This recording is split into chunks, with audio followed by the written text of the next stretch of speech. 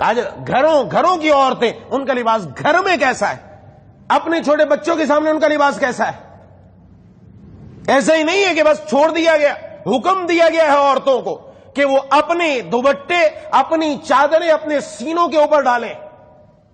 سر پر تو لینا ہے ایسے ڈالیں کہ سینے کے اوپر بھی آ جائے. اور پھر حکم دیا گیا ہے اس کے بعد یدنین علیہن من جلابیبہن، اپنے جلابیب اپنے قریب کر لو. جلابیب کس کو کہا جاتا ہے؟ جلباب، ایسی بڑی چادر کہ جس کو لے کر اپنا پورا چہرہ ڈھانک دیا جائے. اس کی خود صحابہ اکرام رضوان اللہ اجمعین نے تفسیر کی کہ آپ صلی اللہ علیہ وسلم نے کیسے بتایا کہ انہوں نے اپنا چہرہ ڈھانپ کر بتایا، ایک کان کو تھوڑا سا کھلا رکھا اور باقی پورا چہرہ ڈھانپ دیا. کہا اس طرح عورت جب گھر سے باہر نکلے تو اس طرح نکلے کہ اپنے چہرے کے اوپر اس طریقے سے نقاب لے کر آئے. اور آج ہمارے یہاں ایک اور نیا فیشن آ گیا، حجاب. ایک ہوتا ہے پردہ، ایک ہوتا ہے حجاب. آج حجاب ہو رہا ہے، کہ جی میں تو حجاب کرتی ہوں. کون سا حجاب کرتی ہے؟ اور ہم بھی بڑے خوش ہیں حجاب ہو رہا ہے. وہ حجاب نہیں ہو رہا، فیشن ہو رہا ہے. جس پردے کو بھی پردے کی ضرورت پڑے وہ پردہ نہیں ہوتا، یاد رکھیں. وہ حجاب کیا ہے؟ اسکارف لیا جا رہا ہے، سر سے یہاں سے پہنے گی اور یہاں ایسے نکال کے یہاں پہن لیا، اور وہ بھی بڑا خوبصورت. اب خوبصورت ایسا پہنا ہے کہ جس کی نظر نہیں چاہ رہی وہ بھی اس کو دیکھے. پردہ کس کے لیے کیا تھا؟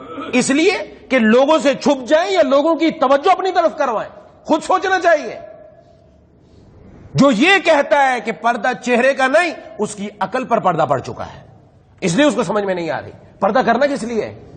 پردے کا مقصد کیا ہے؟ انسان کے ذہن کو اور اس کے دل کو جا کر حرکت دینے والی چیز کون سی ہے؟ ویسے تو اس نے کپڑے پہن رکھے پورے جسم پر، چہرہ ہی اس کا ننگا ہے. وہ کون سی چیز ہے جو اس کے اندر جا کر اس کے دل کو حرکت دیتی ہے؟ وہ چہرہ ہی ہے انسان کا، جو دوسرے کی زندگی کو بدل کر رکھ دیتا ہے. اگر اس کا ہی نہیں تو پھر کس کا پردہ ہے؟ اور یہاں حکم دیا جا رہا ہے کہ تم اپنی جلابیب اپنے قریب کرو، اور یہ کہتے ہیں حجاب، ہمیں حجاب کر رہے ہیں. آج نہیں مصیبت، یہ حجاب کر رہے ہیں. اس پردے کو بھی پردے کی ضرورت ہے.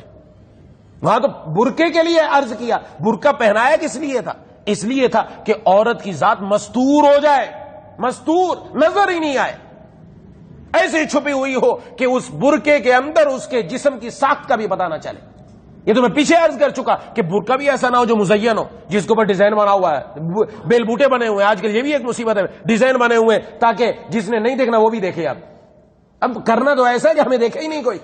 عورتوں کے لیے یہ حکم ہے. اس میں عورتوں کے لیے عزت ہی عزت ہے. گھر کے اندر اگر قیمتی پرندہ رکھا ہو جو اڑتا ہے تو کیا اس کو پنجرے میں بند کر کے نہیں رکھیں گے؟ یہ اس کو کھول دیں گے، اڑ کے جائے جہاں جائے. یہ گھر سے بچیاں بھی اڑ جاتی ہیں. باہر بہت سارے لوگ بیٹھے ہیں جو کھیل کھیل رہے ہیں. کھیل کھیلنے والوں کے ہاتھ میں چلی گئی تو آج اس نے اس کے ساتھ کھیلا، کل کسی اور کے ساتھ کھیلے گا. لیکن کھیلنے والا جان لے کہ اس کی اپنی بہن بھی ہے، اس کی اپنی بیٹی بھی ہوگی. وہ یہ جان لے، پھر یہ نہ سمجھے کہ آج میں نے کسی کے ساتھ کھیلا ہے تو کوئی نہیں کھیلے گا، اس کی بہن اور بیٹی کے ساتھ بھی کھیلا جائے گا.